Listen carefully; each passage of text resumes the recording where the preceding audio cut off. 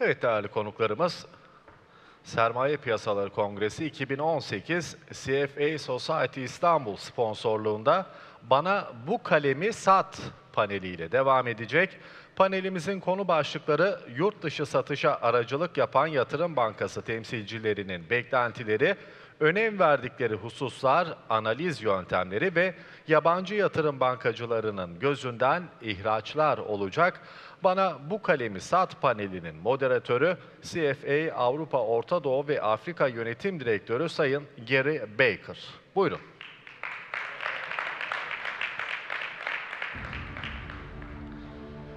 Sayın Baker, yerine otururken ben de değerli konuşmacıları sizlere takdim etmek istiyorum. İş, Yatırım, Menkul Değerler Anonim Şirketi Sağlık, Ulaştırma, Turizm ve Hizmetlerden sorumlu Kurumsal Finansman Müdürü Sayın Kaan Kırtay. Citigroup Sermaye Piyasaları Başkanı Sayın Roger Barb. CFA Yapı Kredi Yatırım Menkul Değerler Anonim Şirketi Sermaye Piyasaları Grup Müdürü Sayın Sadık Çulcuoğlu. Sayın konuşmacılarımız da yerini aldığına göre ben sözü Sayın Gary Baker'a bırakıyorum. Buyurun. Okay, thank you very much and good morning, I think just about. In a second, I'll just ask the panelists just to introduce themselves. My name is Gary Baker. I am Managing Director for Europe, Middle East and Africa for CFA Institute. Also probably relevant for this panel is I spent 25 years as an equity analyst working for mainly Merrill Lynch for 20 years, really trying to convince people to buy things that we had to sell. So that is one of the themes of this panel that we want to get into in a second. But before we get into that, could I just ask the panelists just to a little bio so you understand the range of talent and expertise that we have on the panel today? Thank you, Gary. So first of all, I need to say I'm very happy. I feel very happy and privileged to be here in front of these great attendees and together with these great panelists. And I'd like to thank the Capital Markets Board and all the sponsors for enabling such a conference, such a panel. So my name is Kaan Kırtay. After spending a few years in business consulting, this is my 16th year in investment banking. I am the head of healthcare, transportation, services team in each investment. So I wish good luck. Hi everyone, my name's Roger Barb. I'd like to echo Kaan's thoughts. It's a real privilege to be here and it's so lovely to see the event so well attended. It's nice to know that there's real enthusiasm for Turkey and the capital markets. I'm a 30-year veteran of Citigroup. I work in the equity capital markets business. I'm not a member of the CFA Institute yet, but I'm passionate about serving my clients nonetheless. Thank you. My name is Sadık Çulcuoğlu. I am head of capital markets advisory at Yapı Kredi Yatırım. We basically originate and execute equity and debt capital markets product in both domestically and international markets. Proudly, I can say I'm part of CFA. I'm a CFA charter holder and member of Istanbul Security Analyst Society, and happy to be here. Okay, thank you. Right, let's get straight into it. Now, the theme of the panel is really, can you sell me this pen? That's what the broad message. But really, what we want to do is break it up into a three-act play. First of all, it's just to level set. We're talking really about how attractive and the options available for Turkish companies selling themselves to international investors or domestic investors. And how do you develop that story? How do you go about putting your best foot forward, your best story forward? So to do that, what I wanted to do was just do three things. One is to establish the initial process, everyone is on the same page about what an IPO process looks like, who's involved. Secondly, how do you develop the story to make that attractive story for an international investor in particular? And then thirdly, we just want to touch on some of the challenges, not least technology, going back to the keynote speech as to what might change going forward. Now, to do that, we have approximately 32 minutes. So It's going to be a bit of a whiz through, but we will try and keep the responses quite short, and we'll get through as much as we can. So without further ado, if I could ask Roger first off, just to sort of set the scene of IPO process, who are the characters involved, what are the key roles that we're really talking about here? Thank you, Gary. So whenever I think about an IPO process, I'm reminded of a story. It's when you go to the doctor and he picks up this elephant-sized syringe and says, this really isn't going to hurt. And you think, oh, really? Well, the IPO process is a 3 to 4 month journey. It really doesn't hurt that much, but it does take a lot of time. It's very intensive, and it's essentially structured around trying to sell your story to the capital market. So the first question is going to be to the company, and what the company needs to bring to the table before we even start work is the company has got to have a great strategy and a business plan, a real vision as to what they're going to sell and the story they're going to tell to the market. And the CEO and the CFO in particular need to get ready for the fact that they're going to spend the next 3 to 4 months basically as salesmen on the road, either in front of bankers or eventually in front of investors, telling this story and trying to get people really enthused about the opportunity that they are presenting to them. Now, you're going to have an army of advisors. They're going to help you through this process, and to try to explain it now would be impossible. But the good news is that there are a couple of appointments which are going to be critical to the success of the overall deal. And if you can pick 1 or 2 advisors who you really trust, who can hold your hand right the way through what is going to feel complicated and baffling, then you don't need to worry too much about the details. So the first thing I'd say is you have to pick 1 law firm who you really trust to help you. Pick an issuer's counsel who you really, really believe in. And the second thing is make sure that you trust your bankers, because it's very difficult to get through the process if you don't believe in the advice that you're going to be given. And then between your bankers and your counsel, they will help you cope with 3 to 4 months worth of accountants who are going to help you get the numbers right, prospectus drafting to make sure we get the story right, regulators who are going to tell you what you can and can't say in the interest of protecting investors, and then everything investors are going to want to know, which I can guarantee you is going to be an awful lot more than the regulators are going to want you to say. So I think, Gary, I'd leave it there, but... No, that's a good start. I mean, maybe we can sort of develop that a little bit, Sadiq. So given that as a backdrop, I mean, you know, if you're a vendor looking at this, a company, what do you think the key challenges and decisions you've got to take? What goes into that process of deciding? Yeah, sure. First of all, I think it's really important for everybody, all the stakeholders, to acknowledge the fact that basically this is not just a one-time transaction that you sell your company and basically it's a done deal. That's quite a wrong way to think about this, and basically the right way of thinking about it is that this is just a process, this is an access to capital markets, and once you are there, basically it opens up new horizons for you. There could be potential for follow-on transactions going forward. Why is this important, particularly for us? I mean, in Turkey, basically, it's in our culture. We love to negotiate. And I think there are lots of negotiation opportunities throughout this process. But it's important from the start, especially if there are multiple groups of shareholders, for them to get aligned across this common purpose is really critical. I think this is really a bulk of most of these challenges around here. And later on, when you start the process, as Roger mentioned, there is all sort of coordination issues. There is all sort of, this is a daunting task, basically. There are multiple parties that are involved. At the same time, you are running your own company. So probably you need to have a task force on this project and manage around.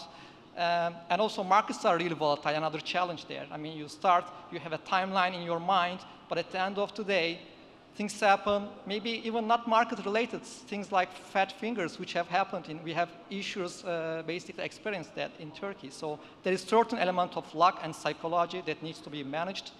And at the end, yeah, I think, again, one of the challenges is really, even after the deal, once you get your funds and the deal is closed, it's not over. It's actually pretty much start of your story. So you need to really keep in mind that right now, all public investors are now again your shareholders, so you have to put in place investor relations people in line and basically really transparent policies going forward. Just leading on from that, the investor relations portion is an interesting one. Certainly as an ex-equity analyst, I mean, a lot of my contact with the company, partly in the IPO, but certainly afterwards, was via investor relations department. And Khan, maybe can you talk about that in terms of that, the key process of setting that up, getting that in place, how early that happens, how important that role is as well? Yeah. Well, this is one of the most popular topics, we discuss with our, companies, issuers. They ask us, when shall we put him in place? With a world of no constraints, I mean, I would say definitely right now. Whenever you decide on when to do an IPO or to do an IPO, you have to hire him. But is this still, real life? Of course, no. And when we look at it from a, legal perspective, CMB says, Capital Markets Board says, you have 6 months after your, shares start trading. So is it good to wait until this deadline? Of course, no. I mean, it's too late. So we would all agree, IR is one of the vital parts of communication program because it brings in the compliance as well as the communication with the investors. So practically, in practice, what happens is, once the shareholders have an understanding, have a signal of that this IPO will be priced, I think we need to put him in his place.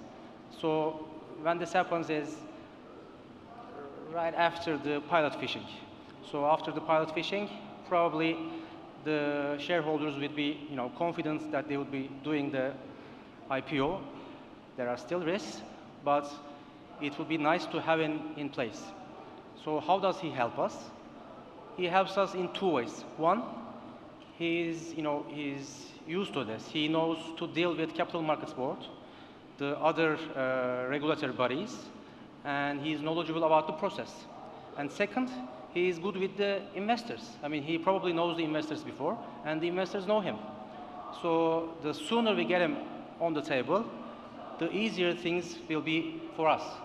So, after the IPO, of course, there are his regular duties, like, issuing the financials, having the press conferences, the investor conferences, then, do the briefings, but most importantly, and probably solve the conflicts with the investors, upon some unwanted, let's say, announcements, disclosures of the companies. We'll come back to conflicts in a second, Yeah. but okay, so the decision's taken, company seems happy that, right, this is something we want to do. Now, clearly at that point, there are still a lot of options available, domestic versus international, and a variety of international options. So, Roger, can you just talk through some of those options that are available for that capital raising exercise? Yeah, with pleasure. So I am delighted to be able to tell this room that I sincerely believe that Istanbul is a deep, mature, liquid stock market, and certainly when you're dealing with the international investor community, the days when we used to feel that you had to have a GDR, you had to have a London listing in order to be able to address the investor community, those days are long gone. Those days are long, long gone. And these days, apart from the fact that you capture all of the domestic demand when you list in Istanbul, apart from the fact that you have access to the retail market, there are very few global investors with a focus on Turkey, on emerging markets, on the themes that are relevant in this market, who cannot get comfortable with a listing in Turkey. So is there any discussion to be had at all? Well, I think there is. There is one market in particular where I think there is an additional element to be borne in mind, which is the London market. And I don't want to talk about GDRs here. What I want to talk about briefly is the concept of a premium listing. You may have heard of a premium listing. It's a sort of a super gold standard in London for standards of corporate governance, for standards of disclosure. It comes with a lot of extra cost in terms of getting ready. It comes with a lot of extra corporate governance in running yourself. So why, you might say to me, would I even bother thinking about this? And the answer, and this goes a little bit back to something that Paul was talking about in our earlier session, is that there is a large body of money in London which will only invest in premium listed company. And there is a large body of money which follows certain indices, and it's only by being on the premium list in London that you are eligible to be included in those indices. So if you're a large company looking at doing a large IPO, I would encourage you to have a debate with your advisors about whether there may be some incremental value in potentially listing on the premium list in London as well. But the main headline for today is Istanbul is absolutely internationally regarded as the deep local market for any Turkish story. That's good to hear. Good to be here, and good to hear that that's a message. Sadiq, one of the interesting ones and one of the frustrations that I certainly had personally as an analyst was when we have dual track processes going on, and lo and behold, the day that you think pricing is going to happen, it's announced that the company's been sold privately to a corporation. I mean, how do you handle that? Do you recommend that companies, do you like dual track processes? How do you think about that as an option? Of course. So obviously, that's been a trend, basically, not only in Turkey market, but that's a trend that we see in other markets as well. Companies, particularly if the IPO is a shareholder sell down, a secondary offering, typically, and if there is a financial sponsor, private equity firm is involved, that typically comes up to discussion whether go through a dual track process. I mean, one thing, as we have been mentioning about this IPO process, the challenges about the IPO process is it's a lengthy process. Let's say 4 to 6 months, and you may not necessarily know where the markets are headed. So one of the things to keep in mind and have your advisors in your team is basically offer you different perspectives throughout this process. And things might not turn out that public equity is not an alternative anymore because of the market's conditions. Then, if you are prepared and you have been discussing with, let's say, some of the strategic investors that could be a potential buyer, then you might have an option and you are not losing for 6 months of time. So I don't see it as a negative sort of process with regards from an issuer standpoint, definitely. It's just because it helps actually companies to start this route, because sometimes it's harder for them to pull the trigger. They don't believe in markets. Right now, honestly, when we talk to clients, they say, okay, the world is heading to a different direction. We are not so sure. There are all sorts of challenges. Why should we start this daunting process right now? We can say, you know what?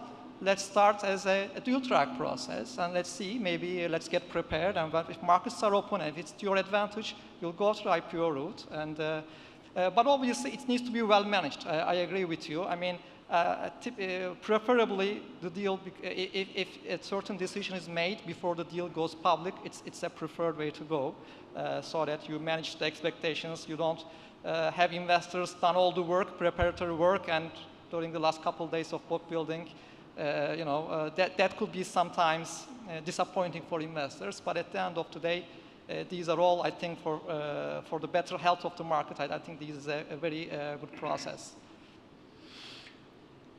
Just moving on to the sort of stories, themes, if we look at actual appetite in the market at the moment, I mean, Khan, maybe a question you could take, just this construction of the actual story itself. I mean, are there particular sectors or themes that you think are particularly interesting, relevant, important at this stage? And conversely, are there some stories or areas that you do not think there is demand for? Well, I mean, I think first of all, the equity story itself is the soul of an IPO. I mean, it's the fundamental of an IPO. It's like the vision statement, it's like the mission statement of a company who try to convince the investors on the rationale on why they should invest on the stocks. So it's everything.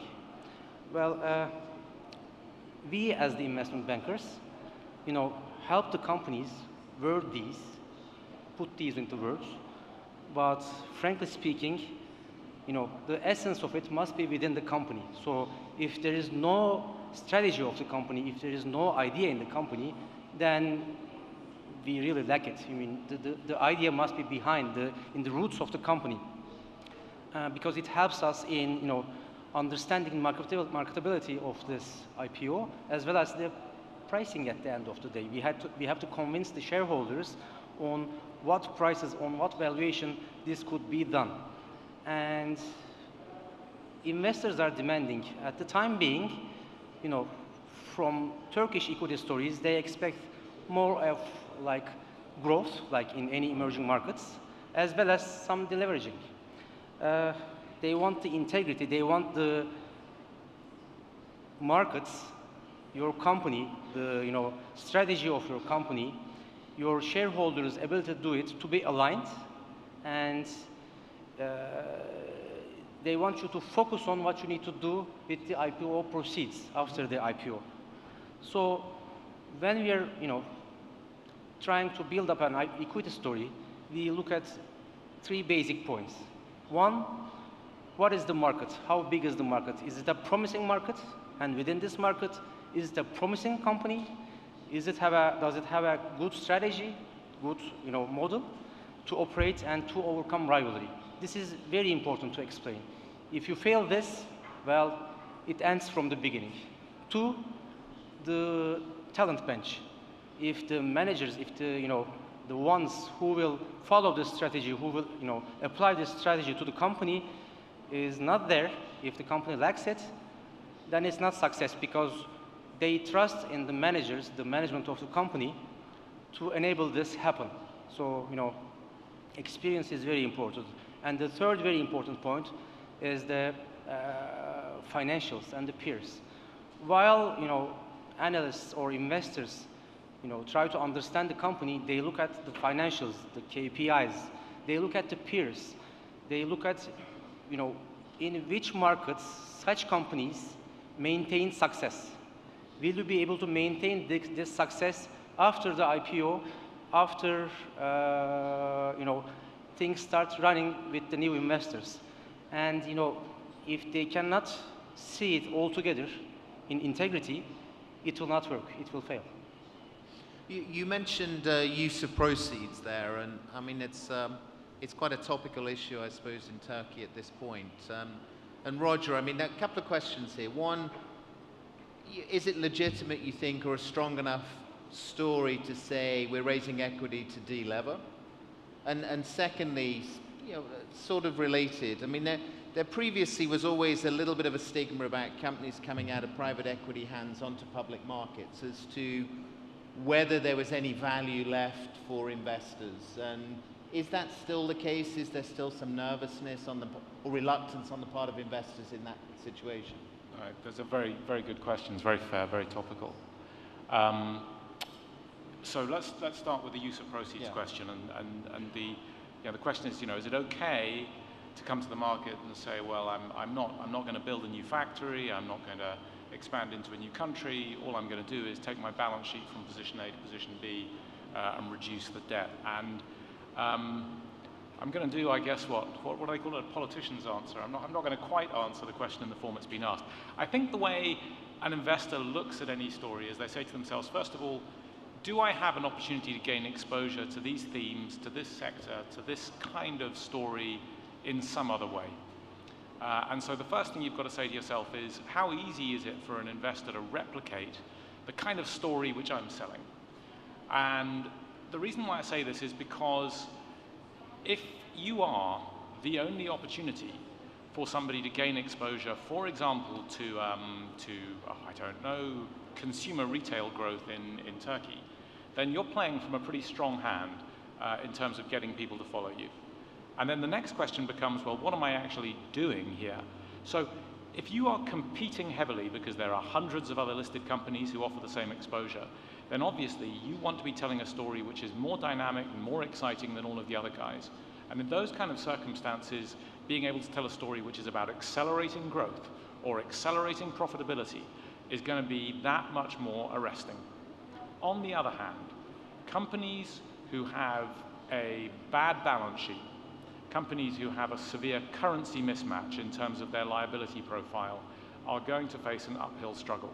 And so if you've got a good story and you've got a good management team, and the fact of the matter is you need the proceeds because you want to make sure that your liabilities are denominated in lira and your income is denominated in lira, and nobody can worry about your repayment profile or currency mismatch, for example. If that just happens to be the story, if it just happens to be that you want to reduce the level of debt from something which was consistent with private ownership but isn't healthy for the public markets, then don't worry, that is fine. What investors will focus on is who's the management team, what's the growth story, am I excited about this, and is it coming at the right price? So I don't know if that answers the question, Gary, but I would encourage people to have the courage of their convictions and to bring a story to the market which they believe is the right one, and let the market take it from there. And I've got to be honest and say I spoke for so long I've completely forgotten what the second question was. Private equity ownership coming onto public markets. How could I forget? Private equity, yes. Well, private equity, I think there was a time when people were very worried about this. There was a time when people were worried about this, but I honestly think that private equity have become such a feature of the growth story for companies as they go from those initial faltering steps to being an established public market. They may go through 2 or 3 rounds of private equity ownership. I honestly think people are, well, I don't want to say over it, but I sort of do want to say over it at the same time. I mean, people will, they understand what a company needs to look like. They're capable of doing their homework. They will be cautious, but they will analyze a company on its own merits. And in a funny way, I almost feel like private equity ownership is a stamp of quality. Yeah. Because if they had a private equity owner, there is no question that they are going to know how to report their numbers. There's no question that they're going to know how to keep track of their liquidity, that their balance sheet is going to be under control, and they will have been disciplined in terms of the way they manage themselves. So I would go so far as to say, done right, private equity ownership actually can be a real stamp of approval. And for a company coming from a country like Turkey, I think there are international investors who would say, look, it's great that you've had a private equity owner. I feel good about this story. Sadi, just continuing that theme perhaps on the pools of available investors. We've talked a little bit about international, domestic, but do you think that the private equity is now a very legitimate competing source of capital as well? Public markets in some ways are losing out to that. They have been in terms of the pools of capital in private becoming ever larger. What's your sense of that as to those available pools and where companies are being drawn towards at this point, in Turkey in particular? Sure. I mean, I think that's a bigger trend globally. We see some companies going to the private route because availability of private capitals. Even some public companies going to private, becoming private. There are so much example stories around that. But when it comes to Turkey, I think it's not necessarily a competing platforms yet.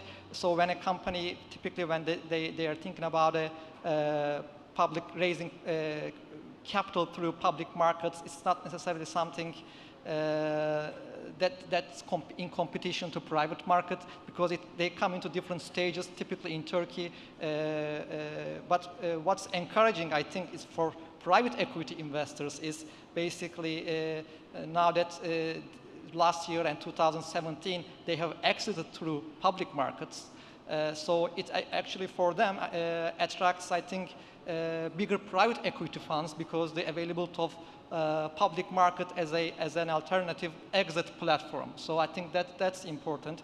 But really, we haven't seen the other way around. We haven't really seen like these all, like Tesla kind of stories that a public company in Turkey is thinking about, well, the reporting requirements are too much burden for me, I'm going to go to the private route. Not really, because in Turkey, what we lack is institutional investor base, so we really value whether it's in private capital form or public capital form, and there are so many larger opportunities than the capital itself, so we are not really competing, but we are trying to basically reach out as much public or private capital as possible. Okay. Right, we're going to change tack a little bit now. It's all been quite straightforward and and interesting and on the same page in terms of the process of deciding pools of available capital linking to investors. What I want to examine briefly is just some of the conflicts, the inherent conflicts in the deal process. And Khan, if you will, can you talk about the role of the equity analyst in that? Because, I mean, that's often the conduit between the company, investor, investment bank. You know, for example, you know, who is the analyst representing you? You still analyzing the company? You're looking out for investor interests, or how do you see it from that banking perspective? Yeah. Well, they have a very, very important role, to be frank. I mean, they have the hardest role, and it's a very important role. You know, once a company is, you know, public, everybody talks about it. Everybody has an opinion. But before it goes to an IPO, before it's public, you're alone there. The company management tries to explain in an analyst presentation form, you know, what's going in this IPO, what's going in this company. They tell you about macro environment, they tell you about the, you know, company itself, the strategy, but you're all alone there. You represent being independent, and it's a tough role because you need to be convinced with the story, and it must not be a high flyer story. You know, it needs to be balanced. So you need to do the analysis. You need to, you know, understand the story, understand the data, look at the public records, you know, look at the peers, understand the peers in the markets, and try to find a way in evaluating the company, express it, you know, very plainly in your research report, and send it to investors, which would help them in understanding your financial predictions as well as your guidance for valuation. Okay, this is a, you know, very important role, because at the end of the day, the company management tries to affect you because they know you're the source of valuation. The banks, you know, we have strict policies. You know, we have strict Chinese laws. We cannot even talk to them most of the time. So we want them to understand this story very well. You know, we don't want them to misunderstand or go in a wrong way or in the wrong direction. And investors, they always want to make money, and that's a great conflict, as you have mentioned. You know, they're always in between. They have to do their job very good, or otherwise, you know, such an independence may result, you know, in bad times. So it requires great analysis, great know-how, and, you know, there are two parts to this story, like the international researchers who have global industry coverages, who may know the industries very well, who knows the peers, who knows what happens in such, you know, businesses, but they may lack the local macro environment, you know, local traditions. And then if it's the first time IPO in that industry, in that market, then the local analysts may miss the peers, may miss how it went, you know, in other capital markets. So he has to work really hard. It's a tough job. Agreed. Just continuing the theme of conflicts, Roger, there clearly is at best a triangulation going on here between issuer, advisors, market, investors. I mean, who is responsible for managing that potential conflict or reaching agreement? Gary, I think it's a really difficult question to answer in a comprehensive fashion. I guess there are two themes that come to mind when I think about this. One is transparency, and the other is flexibility. So if we go back to what an IPO is, it's a 4-month journey.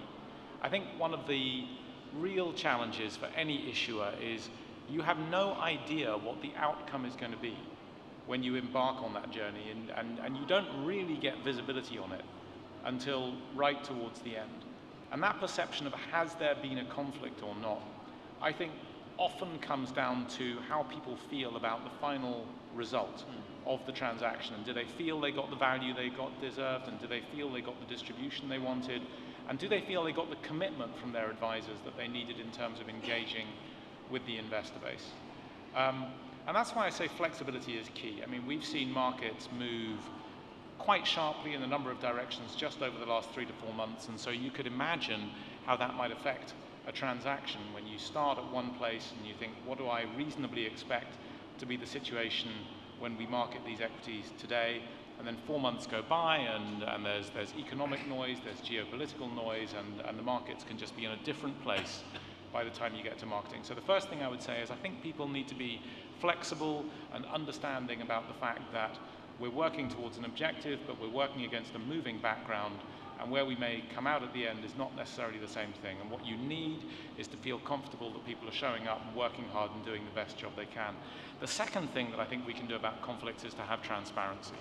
And one of the nice things about recent developments in the way IPOs get marketed is that we're spending more and more time in front of investors earlier in the process.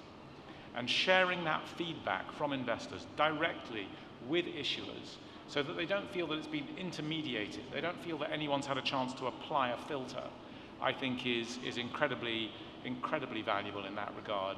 And I think it's helpful for issuers to feel confident that they know what they're getting into as they go through each sequential stage of the process. So that transparency, coupled with a sort of a flexibility and an understanding of the nature of the game, I think that's the best way of approaching it. And it's why I said right at the outset, appoint bankers and legal advisors who you trust, because you're going to need that trust as you go through the journey. No, good answer. I mean, one more step in that process, though, is Sadiq, perhaps you could address this. That I think it's clear where the advisors stand on this, representing the issuer. Who is representing the investor in this process? Do they need more obvious representation, or is it up to them as institutional, professional investors? It's how they go about it. Is anyone specifically representing their interests and alignment? Well, that's actually a tougher question than the previous one, but I'll try. I know actually CFA Institute is also, that is among the topics, whether this IPO process really is watching investors' interests, because it's relatively, I can say probably it hasn't really changed much throughout last decades. Looking at some of the other areas of financial markets, there is lots of innovation in place. But frankly speaking, I think this is one of those processes, as Roger has mentioned, the involvement of investors is really the key here. Early on, involvement of investors are really the important factor here. So there, I think it itself kind of helps managing some of the issues and the transparency in the process again. For instance, we have seen this, I think, in Aston Martin's IPO in Europe. There were unconnected analysts were involved for the first time. I'm not sure how it was received in the market, but from what I follow, it's again a step in the right direction in a sense that you are having people not involved in the process voicing their opinion through research and sharing with investors. This might bring some transparency. We actually have this process in Turkey. Our Turkish regulator requires us, basically the lead managers, to write a price discovery report, sort of basic assumptions that's underlying the pricing, and they require other parties to comment on it and publish those comments. So this is a step towards, I think, increasing the transparency, involving other people's unrelated to the transaction and give out their opinions. You can still argue whether those opinions are objective or not, but still reading through those pages, and investors have this watchful eye, obviously, they can understand, they can have a better sense of where the valuation is, and which is typically where the tensions are around, basically, in this process. So I think from a regulatory standpoint, there are steps in the right direction for sure. I'm afraid that our time is almost up, because being bankers, they have to catch aeroplanes. Maybe one word from each of them in terms of just a thought to think about to either companies or issuers out there. What are the most important things to think about? Just a very quick comment from each of you, and then we'll end it at that point. So, Kaan? Yeah, well, first of all, we shall start with the issuer. I mean, after an IPO, you have to be aware that you're not alone. I mean, you also represent your investors. You have to understand the story behind what will go afterwards, after an IPO. You have to stick with your promises because IPO is just the beginning. It's starting a career. So it's very important on how to decide on it and then how to proceed, go with it. Okay. Roger? Just one thought. Call us. But Teed it up. I think more seriously, I would say nobody is going to tell your story as well as you are. It's about you. It's about your story. We need to believe in you. You've got to be right at the front of it. So that's what I would say. This is about you. You need to be championing your story, and you need advisors who give you an opportunity to tell your story to the right audience. And don't get discouraged basically by the market news. We have seen this so many times in Turkey. Turkey is basically experiences lots of volatility, but the IPO windows in a blink of an eye can open. So start your prep work early on. Call us even now, earlier than when you were thinking, and get prepared.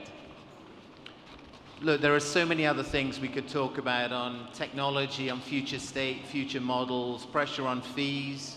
But please join me to thank our panelists for their contributions, and thank you for your patience. Thank you.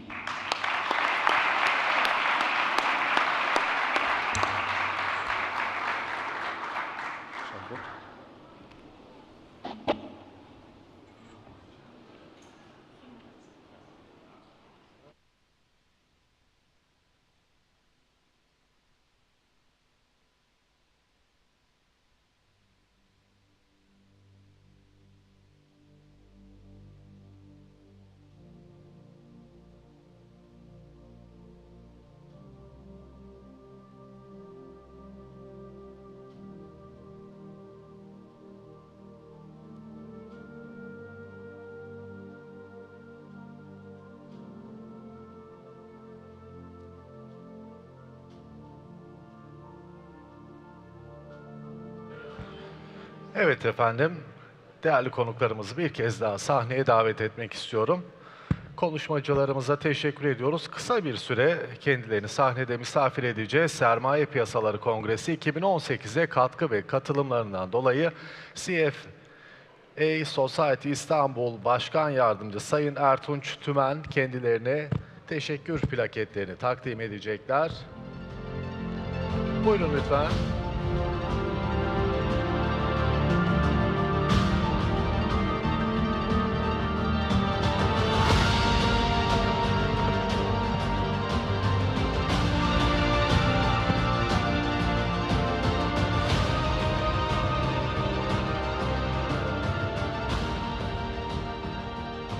Evet.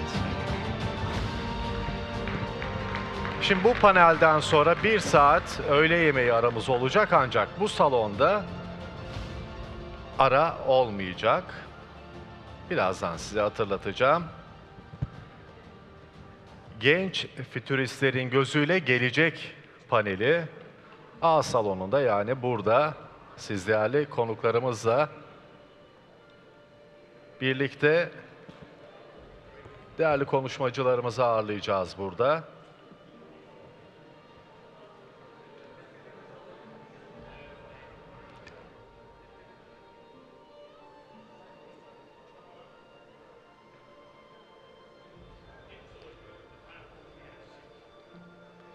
Ve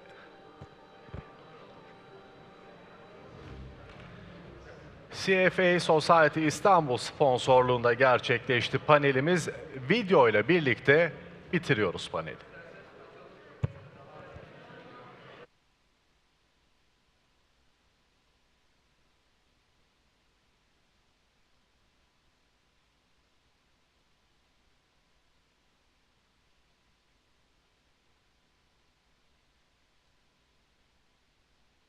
Let's build a better world for investing. Let's always put our clients' needs before our own. Let's have honest conversations. Let's have candid debates about what retirement savings really mean. Let's dispel false hopes. And build real dreams. Let's stand by our clients' side as the world around them changes. Let's have the courage to take the long view. Let's hold ourselves to the highest standards of ethics. Let's build a better world for investing. One charterholder at a time. That's what we do. That's what I do. That's what I do every day. I'm a CFA charter holder. I am a CFA charter holder. I'm a CFA charter holder. I measured up. I measured up. My name is Anna Toshik. Je m'appelle Christine Philpott. Il mio nome è Michael Libia. My name is Paul Smith. My name is Colin McLean. And I'm building a better world for investing. CFA Institute. Let's measure up.